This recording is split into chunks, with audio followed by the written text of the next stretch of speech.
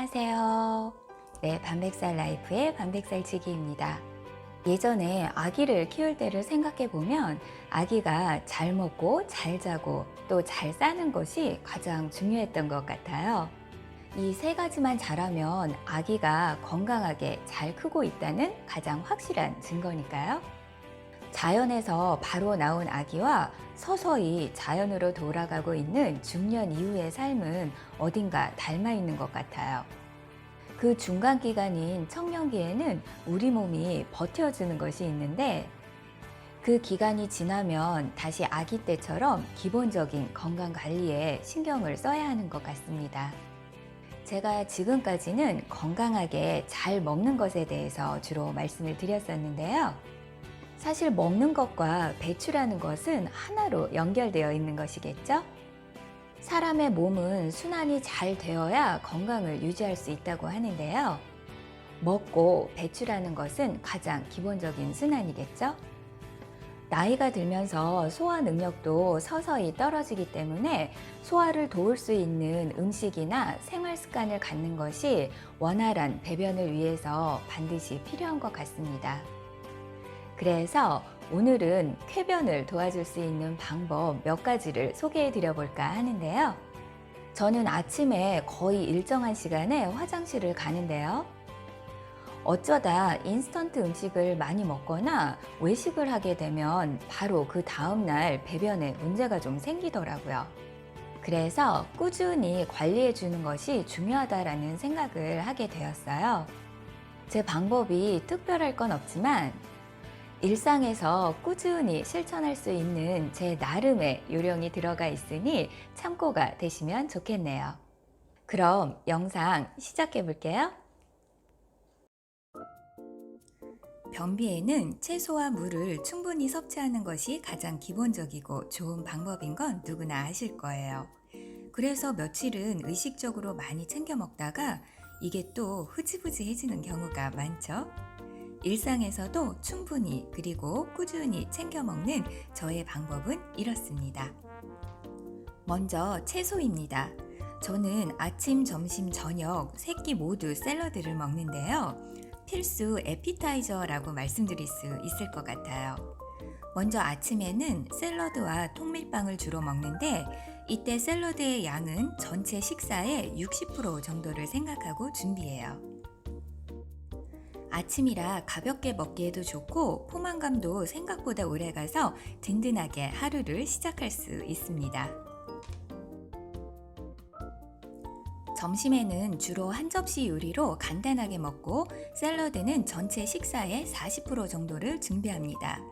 이건 오트밀을 먹을 때인데요. 포만감이 커서 샐러드의 양은 아침보다는 좀 적게 먹습니다. 저녁은 가족이 다 함께 하기에 반찬이 많습니다. 그래서 샐러드는 20에서 30% 정도로 생각하고 준비합니다.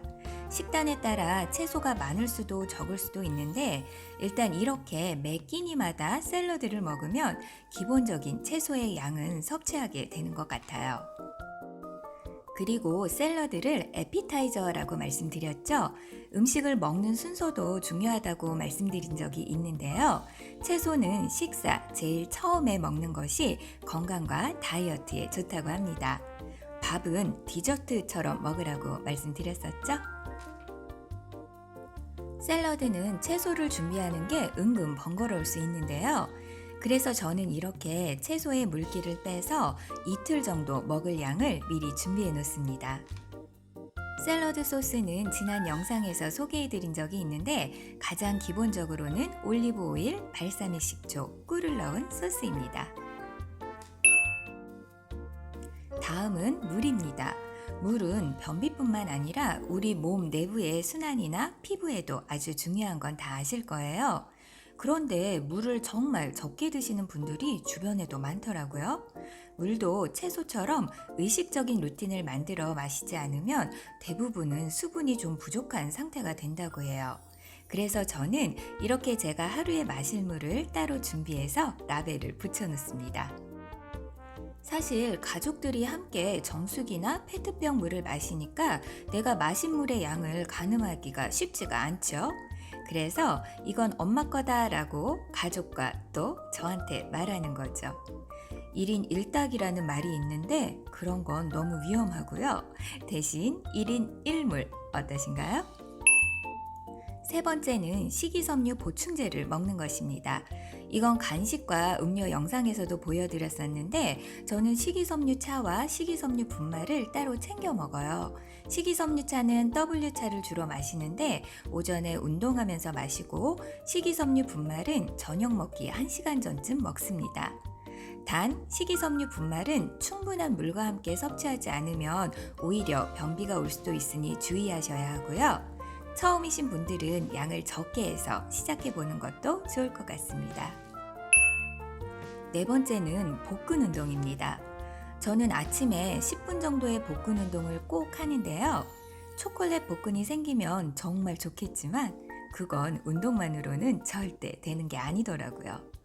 제가 복근 운동을 하는 가장 큰 이유는 배변 활동에 도움이 되기 때문이에요. 아랫배에 힘을 주거나 옆구리를 비틀어주는 동작들이 큰 도움이 된답니다. 제가 주로 하고 있는 복근 운동 영상은 더보기란에 링크를 걸어둘 테니 참고하실 분들은 한번 해보시면 좋을 것 같습니다. 제가 말씀드린 것 중 처음 듣는 건 없으셨죠? 단지 일상에서 꾸준히 실천하지 못하는 것들이 있을 텐데요. 저처럼 요령을 덧붙여 루틴을 만든다면 어렵지 않게 매일 하실 수 있을 거예요.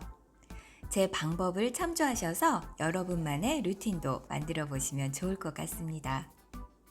잘 먹어야 잘 배출할 수 있다는 거, 그리고 잘 배출해야 살도 빠질 수 있다는 거 기억하면서 건강하고 가벼운 중년 라이프를 함께 해보아요.